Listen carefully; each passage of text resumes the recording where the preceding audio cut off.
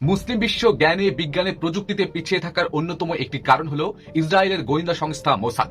হ্যাঁ, সত্যি শুনছেন, মুসলিম জ্ঞানী বিজ্ঞানীদের হত্যায় সর্বদা তৎপর সংস্থাটি। সারা বিশ্বে, বিশেষ করে মধ্যপ্রাচ্যে গত ৭০ বছর ধরে গুপ্ত হত্যা মিশন চালাচ্ছে ইসরায়েলের গোয়েন্দা সংস্থা মোসাদ। এ নিয়ে আন্তর্জাতিক মিডিয়া তোলপাড় হচ্ছে। টুথপেস্টে বিষ মিশিয়ে, পার্সেল বিস্ফোরণ ঘটিয়ে, সশস্ত্র ড্রোন হামলা চালিয়ে এবং এক্সপার্ট দিয়ে গুলি করা সহ বিভিন্ন কৌশল অবলম্বনে এসব হত্যা মিশন পরিচালিত করে তারা। প্রমাণ ছাড়াই রহস্যজনকভাবে হত্যা করতে এবং এসব ইস্যু যেন আন্তর্জাতিক লেভেলে না ওঠে, তাই এসব কৌশল অবলম্বন করে তারা। এই নৃশংসতার শিকার হয়েছে অনেক মুসলিম জ্ঞানী বিজ্ঞানীরা। এরকম ভাবে প্রায় বেশিরভাগ মুসলিম দেশগুলোর জ্ঞানী বিজ্ঞানী, বুদ্ধিজীবী থেকে শুরু করে ডাক্তার পর্যন্ত মুসলিমদের বিভিন্ন হত্যার শিকার হতে হচ্ছে শুধুমাত্র মুসলিম নাম হওয়ার কারণে। যদি আপনি ট্রাইগিস নদীতে দুটি মাছকে মারামারি করতে দেখেন, তবে জেনে রাখুন এর পেছনে নিশ্চয়ই ব্রিটিশদের হাত রয়েছে। এরকম প্রবাদ প্রচলিত আছে। বর্তমানে যে মুসলিমরা জ্ঞানে বিজ্ঞানে আবিষ্কারে ইত্যাদি দিক দিয়ে পিছিয়ে পড়েছে, তা অস্বীকার করার উপায় নেই। এই নিয়ে অনেক মুসলিম শিশু, কিশোর বা যুবকরা অথবা সাধারণ মুসলিমরাই হীনমন্যতায় ভুগছেন। তারা দেখে সব বিজ্ঞানীরা ইহুদি, খ্রিস্টান অথবা অমুসলিম। তাদের মনে প্রশ্ন জাগে, কেন মুসলমানদের মধ্যে কোনো বিজ্ঞানী নেই? এই পরিস্থিতির জন্য অনেকগুলো কারণ দায়ী, যা নিয়ে সংক্ষেপে আলোচনা করব আমি। মুসলিম বিজ্ঞানী নেই, সত্যি কি নেই? মুসলিমদের উদ্ভাবনী মেধা নেই? মানব সভ্যতার সব বড় বড় আবিষ্কার করেছেন অমুসলিম বিজ্ঞানীরা? এই তত্ত্ব কে আমাদের দিয়েছে? বিজ্ঞানী হিসেবে Galileo, Alexander Graham Bell, Louis Pasteur, Alfred নোবেলদের কথা জানলেও জাবির ইবনে হায়ান, আল কিন্দি, আল খাওয়ারজমি, আল ফারগানি, আল রাজি, ইবনে সিনা, আল ফারাবি, ওমর খয়ামদের কথা আমাদের কজনই জানি আমরা? কেন এমনটা হলো? অথচ কারা কাদের থেকে সেরা, সে ব্যাপারটা তো আমাদের সকলেরই জানা উচিত, তাই না? চলুন ঘটনার গভীরে একটু আলাপ করা যাক। ক্রুসেডারদের সুদূর প্রসারী ষড়যন্ত্রের অংশ হিসেবে ইসলামী স্বর্ণযুগ আড়াল করা বা মুসলিম জ্ঞানী বিজ্ঞানীদের পরিচয় লুকানো এবং তাদের পরিচয় নিয়ে বিভ্রান্তি সৃষ্টি করার ঘৃণ্য প্রচেষ্টা পাশ্চাত্যরা বহুদিন থেকে করে আসছে। মুসলমানদের সরলতার সুযোগ নিয়ে অমুসলিমদের চাপিয়ে দেওয়া শিক্ষা ব্যবস্থার বিকৃত তত্ত্বগুলো মেনে নেওয়া, মুসলমানদের গৌরবোজ্জ্বল ইতিহাসকে ঢেকে ফেলা, মুসলিম জ্ঞানী বিজ্ঞানী ও তাদের আবিষ্কারগুলোকে কৌশলে পাঠ্যক্রম থেকে বাদ দেওয়ার চক্রান্ত হয়ে আসছে অনেক যুগ থেকে। বর্তমানে আমাদের এই বিষয়গুলো জানার ইচ্ছা থেকে পড়ালেখা না করা 750 থেকে 1258 সাল পর্যন্ত ইসলামের স্বর্ণযুগ বা ইসলামিক রেনেসা হিসেবে কিন্তু পরিচিত। এই সময় মুসলিম সভ্যতা, জ্ঞান বিজ্ঞান, আবিষ্কার, রাজনীতি, বাণিজ্য, ভূখণ্ড, দর্শন থেকে শুরু করে সব দিক থেকে স্বর্ণ শিখরে আরোহণ করে এবং সেই সময় এই মুসলিম সভ্যতার সাথে অন্য কারো তুলনা হয়েছিল না, তুলনা করা যেত না। এ সম্পর্কে ঐতিহাসিক জ্যাক লিখেছেন কি? তিনি লিখেছেন, ইসলাম তার ক্ষমতা, শিক্ষা ও শ্রেষ্ঠত্ব সভ্যতার জোরে বিশ্বে 500 বছর আধিপত্য করেছে। কিন্তু ক্রুসেডারদের পরবর্তী প্রজন্ম মুসলিমদের এই গৌরবোজ্জ্বল অর্জন ও ইতিহাস বিকৃত করার জন্য অত্যন্ত সুচিন্তিত ভাবে নানা প্রচেষ্টা চালায়। তারা তাদের দূরসন্ধি ভাবে বাস্তবায়ন করতে গিয়ে এই সময়টিকে, অর্থাৎ মধ্যযুগকে অন্ধকার ও বর্বর যুগ হিসেবে চিহ্নিত করতে চেয়েছে। কিন্তু সত্য ইতিহাস কখনো কি মুছে ফেলা যায়? কখনোই যায় না। হ্যাঁ, মধ্যযুগ অন্ধকারাচ্ছন্ন ও বর্বর ছিল, তবে সেটি মুসলিম সভ্যতার জন্য নয়, বরং তখন গোটা ইউরোপই অন্ধকার ও কুসংস্কারাচ্ছন্ন ছিল। অথচ সেই ইতিহাস তারা লুকিয়ে ফেলেছে। অবাক করার বিষয় হচ্ছে, পশ্চিমারা স্বর্ণযুগের মুসলিম বিজ্ঞানীদের নানান বই ল্যাটিন ভাষায় অনুবাদ করতে গিয়ে অত্যন্ত অদ্ভুত ও ঘৃণিত এক কাজ করে বসে। তারা ইতিহাসে প্রথমবারের মতো অনুবাদের পাশাপাশি মুসলিম জ্ঞানী বিজ্ঞানীদের নাম পরিবর্তন পর্যন্ত করে ফেলে, যেটিকে তারা বলে থাকে ল্যাটিন ভাষায় নাম অনুবাদ। আচ্ছা, আপনাদের কাছে আমার একটা প্রশ্ন, কখনো কি নাম অনুবাদ করা যায়? বা নাম অনুবাদ করা কোন জিনিস? নাম অনুবাদ করা কি কখনো বিকৃতি করা যায়? তারা মুসলিম জ্ঞানী বিজ্ঞানীদের এমন এমন নাম দেয় যা শুনে বোঝার উপায় নেয় যে তারা আসলে মুসলমান ছিলেন। এবার আমাদের অবস্থা নিয়ে কিছু কথা বলা যাক। হ্যাঁ, আমাদের অবস্থা নিয়ে। আমরা কি মুসলিম জ্ঞানী বিজ্ঞানী ও তাদের আবিষ্কার ও গবেষণাগুলো সম্পর্কে জানার চেষ্টা করেছি? তাদের নিয়ে আলাপ আলোচনা, লেখালেখি করেছি? তাদের বইগুলোকে পড়ে অনুবাদ করার চেষ্টা করেছি? আমাদের শিশু কিশোররা কি গ্যালিলিও, নিউটনদের পাশাপাশি নাসিরউদ্দিন তুসি, আল ফারগানি, আল ফারাবিদের সম্পর্কে কখনো জেনেছে বা তাদেরকে জানতে দিয়েছি? তাদের সম্পর্কে কখনো কি বই পড়িয়েছি? বিজ্ঞান বিষয়ক শিশুতোষ বা কিশোর লেখাগুলোতে তারা কি কখনো মুসলিম জ্ঞানী বিজ্ঞানীদের অসাধারণ গবেষণা, আবিষ্কারগুলো সম্পর্কে জানতে পেরেছে বা জানতে দিয়েছি আমরা? কেন এমনটা হলো? আসলে এই বিষয়ে পশ্চিমারা যে নীতি বা শিক্ষা ব্যবস্থা আমাদের উপর চাপিয়ে দিয়েছে, আমাদের পরাজিত মন মানসিকতার শক্তি তা বিনা দ্বিধায় মেনে নিয়েছে। জ্ঞান বিজ্ঞান ও শিক্ষা বিস্তারের ক্ষেত্রে মুসলমানদের অবদান অন্যান্য ধর্ম ও জাতির তুলনায় অনেক অনেক বেশি। অথচ ইসলামের সূচনা থেকেই শিক্ষা দীক্ষায়, জ্ঞানে বিজ্ঞানে, সভ্যতা ও সংস্কৃতিতে মুসলমানদের যাত্রা কিন্তু শুরু হয়েছিল। মুসলিম দার্শনিকদের সৃষ্টিশীল প্রতিভার ফলেই জ্ঞান বিজ্ঞানের বিভিন্ন শাখায় উত্তরায় অভাবনীয় সম্ভাবনার দ্বার উন্মোচিত হয়েছিল। কিন্তু আমরা কি সেগুলো ধরে রাখতে পেরেছি? পারেনি। চলুন বিস্তারিত আলাপ করি ছোট্ট করে। ইসরায়েল বেছে বেছে মুসলিম জ্ঞানী বিজ্ঞানী ও বুদ্ধিজীবীদের হত্যা করে তুলে এসেছে। এই জন্য বা এই নিয়ে বিভিন্ন ধরনের আর্টিকেল প্রকাশ পেয়েছে, যার অভিযোগ তুলেছে ইরান, মিশর, তুরস্ক সহ নানান দেশ। দেশটির ইসলামী বিপ্লবী গার্ড বাহিনীর মুখপাত্র দাবি করেছেন, গত ৭০ বছরে মধ্যপ্রাচ্যের মুসলিম দেশগুলোর প্রায় ২৮০০ জ্ঞানী বিজ্ঞানী ও বুদ্ধিজীবীকে হত্যা করেছে ইসরায়েল। ২৮০০।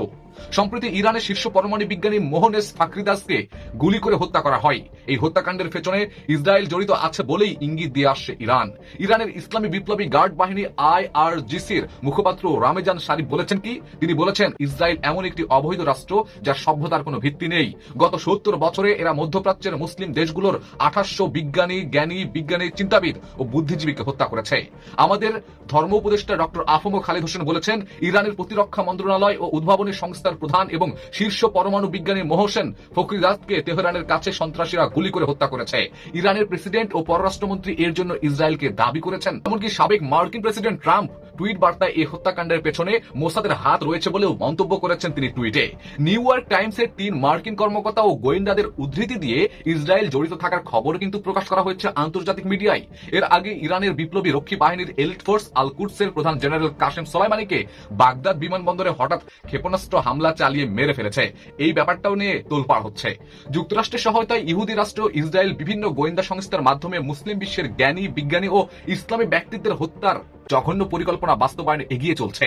কোন মুসলিম রাষ্ট্র যাতে পারমাণবিক অস্ত্রের অধিকারী হতে না পারে, শক্তিশালী হতে না পারে, ইসরায়েল তাই তার মিত্র দেশগুলোকে নিয়ে এ ব্যাপারে বিশেষ ভূমিকা রাখছে।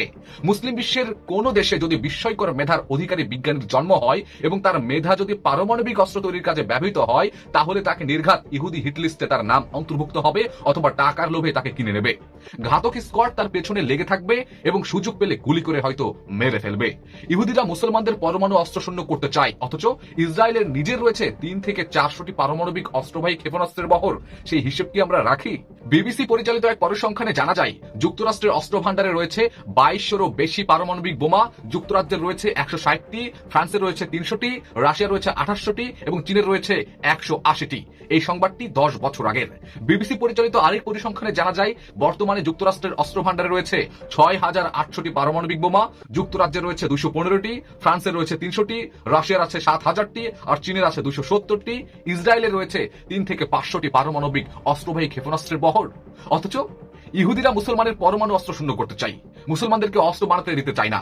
পৃথিবীতে আরো বহু দেশ আছে যাদের কাছে মজুদ রয়েছে বিপুল পারমাণবিক অস্ত্র, অথচ মুসলিম দেশের নাকি এটা থাকতে পারে না। এটা কি ধরনের লেইন যুক্তি? ইহুদি খ্রিস্টান রাষ্ট্রের কাছে পারমাণবিক বোমা থাকলে নিরাপরাধ, আর অন্যদিকে মুসলিম দেশের কাছে থাকলে তা বিশ্ব শান্তির জন্য হুমকি স্বরূপ। এ ধরনের অপবাদ গোয়েবলসীয় প্রচারণা ছাড়া আর কি হতে পারে বলুন তো আপনারা? একটু কমেন্ট করে আমাকে জানিয়ে দেবেন। মধ্যপ্রাচ্যে ইরাক ছিল এক শক্তিশালী দেশ। ইরাকের সেনা সদস্যরা চৌকস। ইঙ্গো মার্কিন ইহুদি শক্তি টার্গেট করলো ইরাককে, তছনছ করে ফেললো তাকে। দুর্ভাগ্য সাদ্দাম হোসেনের, যাদের প্ররোচনায় তিনি কুয়েতে অভিযান চালালেন, তাদের হাতেই কোরবানির ঈদের দিন সকালে ফাঁসিতে ঝুলতে হলো তাকে। সেই ইতিহাসকে আমরা ভুলে গেছি? ইরান ইরাক ভাতৃঘাতী যুদ্ধের নেপথ্যে নায়কও কিন্তু তারাই। 10 বছরের এই যুদ্ধে কত লাখ মানুষের প্রাণ গেছে, কত কোটি টাকা সম্পত্তি নষ্ট হয়েছে, তার কোনো ইয়ত্তা নেই। কত মেধাবী ও প্রতিভাবান মানুষ অকালে ঝরে গেছেন, তার হিসাব রাখে কে? সব ষড়যন্ত্রই সাম্রাজ্যবাদীদের খেলা, অথচ আমরা ভুলে গেছি সেগুলো। মুসলমান রাজা, বাদশাহ ও স্বৈরা শাসকরা তাদের হাতের ক্রীড়নক হয়েছে, কেননা ক্ষমতার মসনদই তাদের কাছে নাকি শেষ কথা।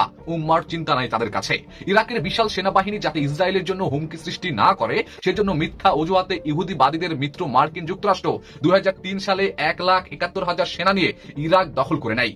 আর এরই ফাঁকে বিদ্যুৎ তৈরির উদ্দেশ্যে প্রস্তুত করা পরমাণু সংক্রান্ত নথিপত্র, দলিল দস্তাবেজ, বৈজ্ঞানিক গবেষণা তথ্য উপাত্ত আগ্রাসী সেনাবাহিনী তাদের নিজ দেশে পাচার করে দেয়। এমনকি পারমাণবিক সব গবেষণা ও স্থাপত্য বন্ধ ঘোষণা করা হয়।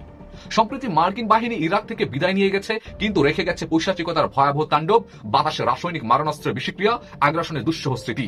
সেগুলো কি আমরা ভুলে গেলাম?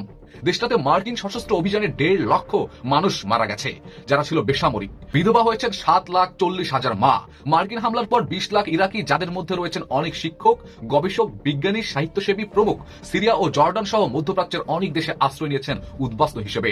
শত্রুর থাবায় লন্ডভন্ড হয়ে গেছে প্রাচীন সভ্যতার পাদপীঠ ইরাক। লড়াই চলাকালীন দুর্নীতি ও লুটপাটের ঘটনা রেকর্ড ছাড়িয়ে গেছে দিনকে দিন। অস্ত্রের মুখে লুট হয়ে গেছে নগদ অর্থ, সোনাদানা, বৈদেশিক মুদ্রা, রাষ্ট্রীয় রেকর্ড ফাইল, প্রত্নতাত্ত্বিক সম্পদ ও পেট্রোল। অথচ সেই ইতিহাসগুলো আমাদেরকে ভুলিয়ে রাখা হয়েছে। ট্রান্সপারেন্সি ইন্টারন্যাশনালের সর্বশেষ বিশ্লেষণ অনুসারে অপারেশন ইরাকি ফ্রিডমকে কেন্দ্র করে মার্কিন অস্ত্র ব্যবসায়ীরা কোটি কোটি ডলারের ব্যবসা করছে এবং নতুন গলা ও অস্ত্রের পরীক্ষাও করছেন ইরাকের মাটিতে। মার্কিন বাহিনীর নিক্ষিপ্ত বোমা ও ব্যবহৃত অস্ত্রের বিষিক্রিয়ায় বাতাস হয়ে গেছে বিষাক্ত।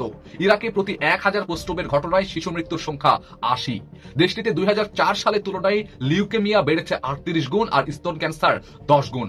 মার্কিন বাহিনীর যুদ্ধ শেষ হলেও সহিংসতা কিন্তু বন্ধ হয়নি আজ অব্দি। এছাড়া 2003 সালের 19 ডিসেম্বর গাদ্দাফি আমেরিকা ও ব্রিটেনের ইহুদি লবির চাপে পারমাণবিক গবেষণা প্রকল্প পরিত্যাগ করার পরপরই আকাশ ও নৌপথে কেমিক্যাল, নিউক্লিয়ার ও বায়োলজিক্যাল অস্ত্র উপাদান আমেরিকা পৌঁছাতে থাকে। 2003 সালে 200 ব্যালিস্টিক স্ক্যাড বি ক্ষেপণাস্ত্রে ব্যবহার করার উপযোগী 2000 টন ইউরেনিয়াম ও রেডিওলজিক্যাল ম্যাটেরিয়াল আমেরিকা নিয়ে গেছে বলেও প্রমাণ হয়েছে। পরবর্তীতে মার্কিন যুক্তরাষ্ট্রের সময় টেনেসি স্টেট বিমানবন্দরে নিয়মিত ত্রিপোলি থেকে রাসায়নিক অস্ত্র সামগ্রী বহনকারী কার্গো বিমান অবতরণ করতে থাকে বলেও আমরা দেখেছি বিভিন্ন গণমাধ্যমের পাতায়। সর্বশেষ খবর হচ্ছে লিবিয়ার অন্তর্বর্তীকালীন সরকারের যোগ সাজশে যুক্তরাষ্ট্র লিবিয়ার খ্যাতনামা বিজ্ঞানীদের গতিবিধি নিয়ন্ত্রণ প্রয়োজনে গ্রেপ্তার করে এবং বিজ্ঞান গবেষণাগার খুঁজে খুঁজে বের করে এবং তার জন্য $30 লক্ষ ব্যয় করেছে যাতে সেগুলো ধ্বংস করা যায়। কেবল ত্রিপোলির বাইরে তাজোরা নামক স্থানে স্থাপিত পারমাণবিক গবেষণা কেন্দ্রে 750 জন বিজ্ঞানী কাজ করতেন। তাদের বর্তমান অবস্থান অনেকটা ধোঁয়াশা হয়ে গেছে, অজ্ঞাত হয়ে গেছে। তাদের খোঁজ কেউ নাকি আর জানে না। সোয়াত উপত্যকায় শরিয়া আইন চালুকে কেন্দ্র করে যুক্তরাষ্ট্র পাকিস্তানের কাহুটা পারমাণবিক কেন্দ্র নিয়ন্ত্রণের পায়তারা করছে দিনকে দিন। তালেবান গেরিলারা যে কোনো সময় পারমাণবিক স্থাপনা দখল করে নিতে পারে। আমেরিকা প্রতিনিয়ত এই আশঙ্কা প্রকাশ করে একটি অজুহাত খাড়া করতে চাচ্ছে, যদিও বা তালেবান যোদ্ধাদের নাগালের বাইরে রয়েছে এই পরমাণু অস্ত্র কেন্দ্রটি, কিন্তু মার্কিনরা তা তো মানতে চায় না। যদিও বা পাকিস্তান বারবার আশ্বস্ত করলেও ওয়াশিংটন বলছে পাকিস্তানের পরমাণু অস্ত্রের নিরাপত্তা এখনো বিরাট বিপদের মুখোমুখি।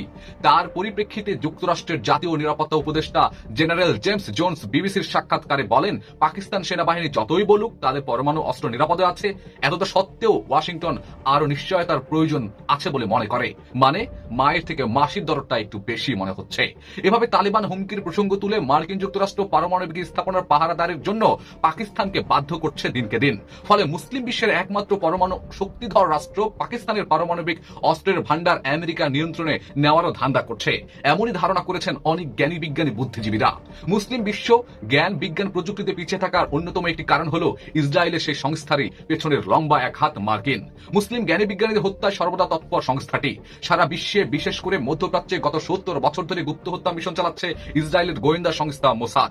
টুথপেস্ট থেকে শুরু করে পার্সেল এবং গাড়ি থেকে শুরু করে ঘর বাড়ি পর্যন্ত ড্রোন হামলা চালিয়ে সেগুলো ধ্বংস করছে বিভিন্ন নানা কৌশল অপকৌশলে। সেই হিসাব কি আমরা জানি না? সেই হিসাব কি আমরা দেখছি না? এগুলোর যেন প্রমাণ না থাকে সেই জন্য খুব সূক্ষ্মভাবে সেই কাজগুলো তারা করে থাকে, যেন কেউ বুঝতেই না পারে যে এর পেছনে নিশ্চয়ই মোসাদের হাত রয়েছে। তাহলে নিশ্চয়ই টের পাচ্ছেন ভেতরে ভেতরে কত তারা সূক্ষ্মতার সঙ্গে কাজ করে থাকে। তাদের টার্গেটই যেন মুসলিম জ্ঞানী বিজ্ঞানী বুদ্ধিজীবীদেরকে। তাদের টার্গেটের খপ্পরে পরিণত হয়েছি আমরা।